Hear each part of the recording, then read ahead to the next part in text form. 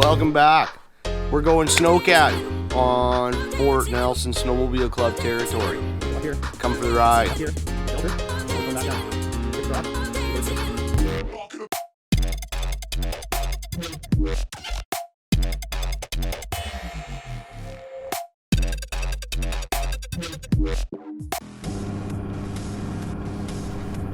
Yeah, just like the intro said, guys, welcome back. We're going Snowcat. Here we are. We're leaving Walsh Road, headed, I don't know, northeast. We're going to go to the Poplar Hills Shelter on Fort Nelson Snowmobile Club territory. Speed her up, of course. We don't move very fast, but here we come up to the pipe. Club's having the same kind of issue I have with my channel. There's a lot of people watching. In the sense, there's a lot of people out there using the trails or whatnot, and their membership is low. So I think they said that they just got over 100 members this year, which you do the math, and 100 members times $60 a membership is $600. Them Snowcats, there's the only guy we met snowmobiling, by the way. Them Snowcats, they made 2 full-day rounders, you know, at 12 hours a piece or something like that. And a couple other times around town. Guess what? That membership money's gone, right? And that's not including any maintenance or anything else they need throughout the year, or insurance or whatever else. So do your part. If you're out there using the trails, even if you're not, you know, get a membership. If you know, it's $60 for the year. It's supporting a local group of guys. So we're running along the pipe here. We leave the pipeline bypass there, and she's no going back now. All right, this is the new trail, and they got it wide. I was doing really good in here. There's a couple of narrow spots I'll show you with some spun around footage there. I wound up having to lift one of the wings up, and we can only run with one down. See, there you go. But hey, whatever, you know, still doing a wonderful job. Don't mind the footage. I never actually meant to go bombing this far that day. I had already done the rec center hill. That was in another video. Make sure you check that out if you want grooming Fort Nelson Rec Center Hill. And yeah, so I just said, let's throw caution to the wind and go for a ride. So we got to going, and the next thing you know, here we come. Here's the Poplar Hills Shelter, and like, wow. I didn't get a video of me walking around for some reason. It didn't work, but I couldn't believe what a nice setup they've got here. These boys have put in a ton of work to build something this beautiful out in the middle of nowhere. So make sure, again, memberships. I didn't speed this section up because I was having a conversation with another fella on his page. I'll throw up a card here, and talking about his Nodwell. Wow, this is revved up pretty good, and this is how fast my Snowcat goes backwards. You're not backing up anywhere in a hurry, right? But whatever, it's all about going forwards. So let's go forwards.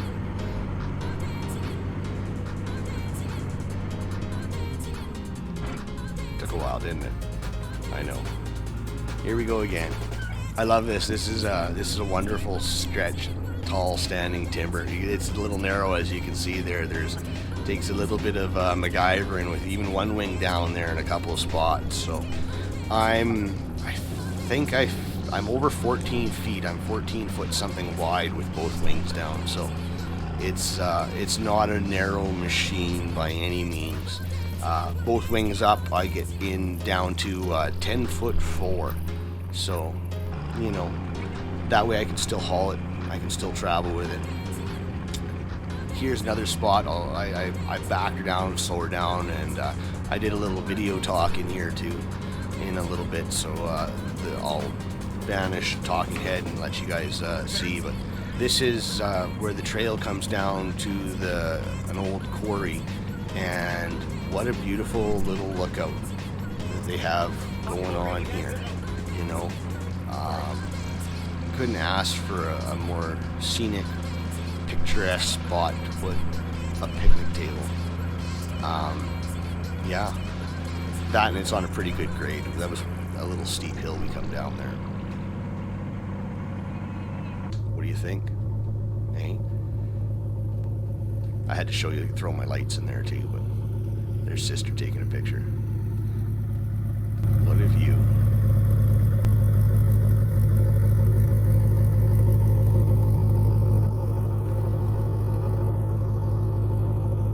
Guess we're going down there. We come from up there. Oh, sorry y'all. A little wipey. What a spot, eh? You guys think of everything. They got a picnic table up here.